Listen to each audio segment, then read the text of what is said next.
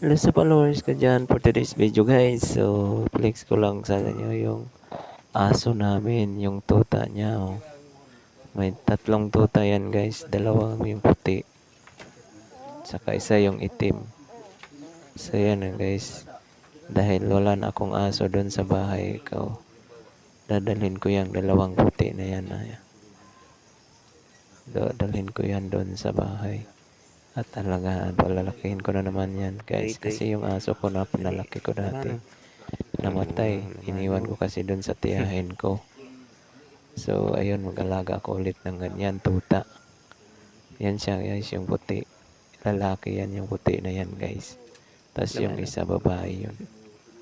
So, ayan o. Sobrang liksi niya. No?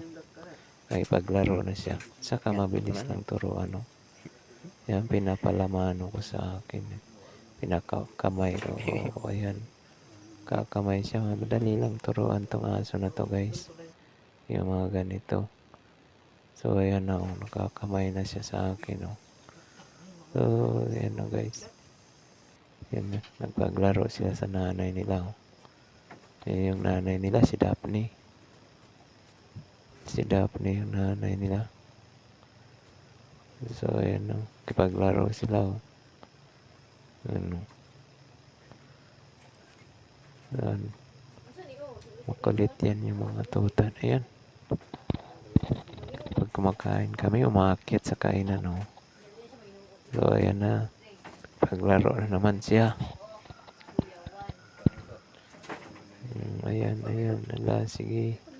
Harutan sila. Oh. So, ayan lang guys yung aso ko. Dalawa na yan. Dadalhin ko yan. Papalakihin ko.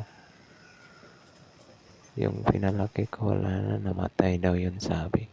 So, thank you for watching guys. Balance your bye-bye.